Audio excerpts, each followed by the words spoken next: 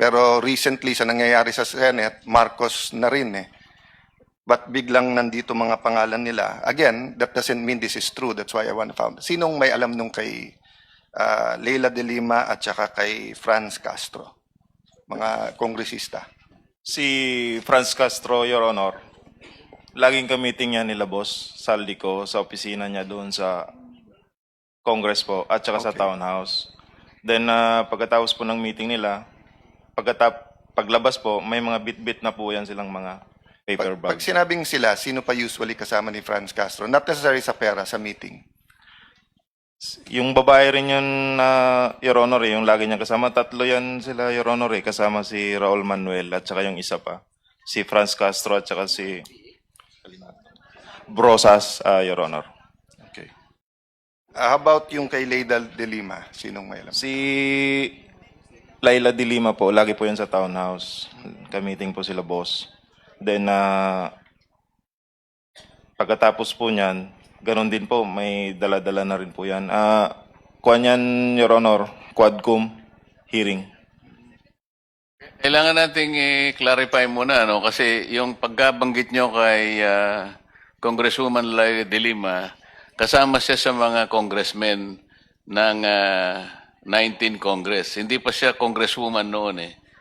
Yan Bakit nga. siya kasama rito doon sa listahan ninyo sa paragraph 43? Yan po yung, siguro po may lapses po kami dyan kasi, Your Honor, Napagkamalan nyo siyang congresswoman noong panahon na yon. nung congresswoman, nung panahon na yun, Your Honor, hindi pa po siya kongresista. Pero yung namimit na po kami ni Attorney Baligod, congresswoman na po kasi siya, kaya nasama po dyan sa mga congressman po. Kasi bukod sa kanya, itong tunay na mga congressmen na nilist down nyo sa paragraph 43, babanggitin ko na, salita nyo naman ito eh. Ito yung mga nag-deliver po kami mismo sa bahay ng ilan, sa HOR, at yung iba kinuha nila sa Unit 8 o Unit 9 ng Polo Club Townhouse, Forbes Park. Sila yung mga sumusunod. Benny Abante, Sia Adyong, Jose Alvarez. Dito binabanggit ninyo kung saan kinuha eh. Halimbawa, si Benny Abante, kinuha niya sa House of Representatives saka sa Townhouse. Si Sia Adyong, mga congressman po ito House of Representatives niya kinuha.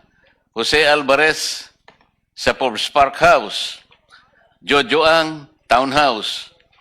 Julien Baronda, Townhouse. Ace Barbers, Townhouse.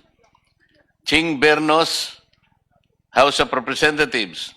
Arlene Brosas, House of Representatives, Townhouse. Franz Castro, House of Representatives, Townhouse. Joel Chua, House of Representatives. Manix Delipe, House of Representatives. Ito nga, si Leila de Lima, Townhouse din niya kinuha.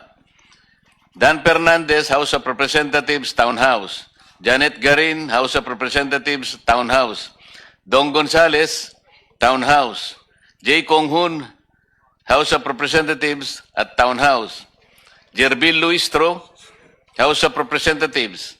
Raul Manuel, House of Representatives and Townhouse. Ito yung mga makabayan group na sinasabi ni Senate President kanina eh. Raul Manuel, Franz Castro, Arlene Brosas. Ito yung makabayan block. Na kapag nagsasalita sila sa House of Representatives, matagal ko po silang nakasama roon eh. Wala nang ginawang mabuti ang gobyerno. Palagi sila na lang mabuti. Na parang sila, ay ngayon pala di ko sinasabing totoo lahat ito, kaya kayo nandito para patibayan ninyo, para tindigan ninyo na totoo lahat ang sinabi nyo rito. Sandro Marcos, Forbes Park, Paulo Ortega, House of Representatives, Joseph Paduano, House of Representatives, Townhouse, Stella Kimbo, House of Representatives, Townhouse and Residence, J.J. Suarez, House of Representatives, Erwin Tulpo, ayun, Green Hills, House of Representatives. Itong lahat po ng binanggit ninyo na mga ngayon ay naglilingkod na miyembro ng House of Representatives, yung iba naman ay wala na, kailangang mapatibayan natin sa pagitan ng inyong individual o sama-samang paglalahad na tama lahat, na sila ay nakatanggap sa iba't ibang paraan at iba't ibang lugar ng salapi